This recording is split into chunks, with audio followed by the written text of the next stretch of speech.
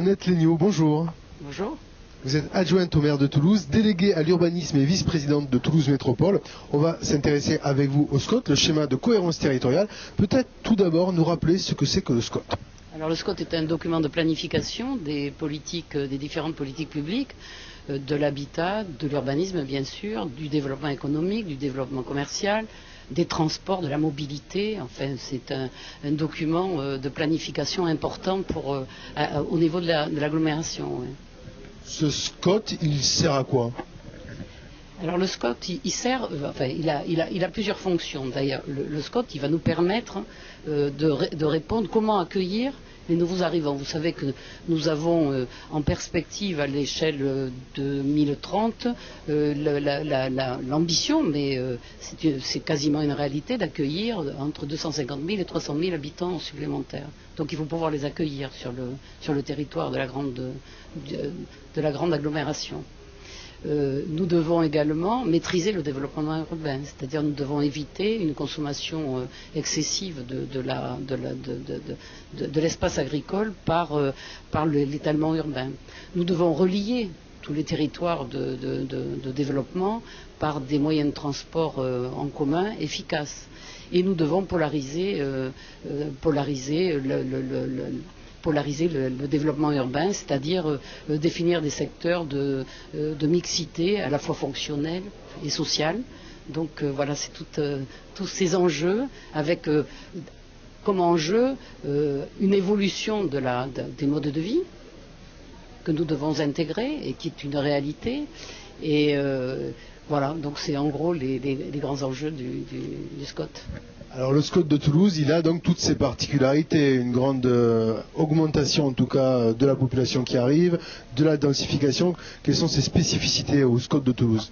La spécificité de notre territoire, c'est que c'est un territoire qui accueille actuellement, qui est attractif, et cette attractivité est une chance pour Toulouse et pour son territoire.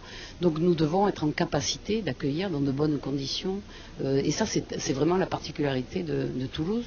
Une autre particularité de Toulouse, c'est que depuis de nombreuses années, depuis environ les années 60, nous avons développé des infrastructures routières importantes, l'autoroute, les rocades ou les périphériques, et le résultat, il y a eu un étalement urbain qui s'est développé et nous devons faire face à cet étalement urbain pour développer des transports en commun performants.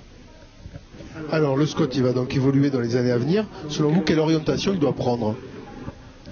Nous sommes en train de réviser le SCOT. Donc nous allons réviser le SCOT d'abord parce que pour intégrer les problématiques de développement durable que je n'ai pas évoquées mais qui sont prégnants malgré tout dans la réflexion sur le SCOT. Et nous devons également intégrer des nouvelles dynamiques territoriales, un nouveau diagnostic territorial, j'évoquais tout à l'heure les modes de vie. Nous devons intégrer tout cela dans une nouvelle perspective. Nous devons intégrer, alors dans les modes de vie, on parlait d'enquête ménage tout à l'heure, donc comment vivent les habitants, comment se déplacent les habitants, donc nous devons intégrer toutes ces problématiques dans la révision du SCOT. Alors aujourd'hui nous sommes dans les rencontres de l'ingénierie en Midi-Pyrénées, à Toulouse-la-Beige. Qu'est-ce que vous attendez finalement des métiers de l'ingénierie?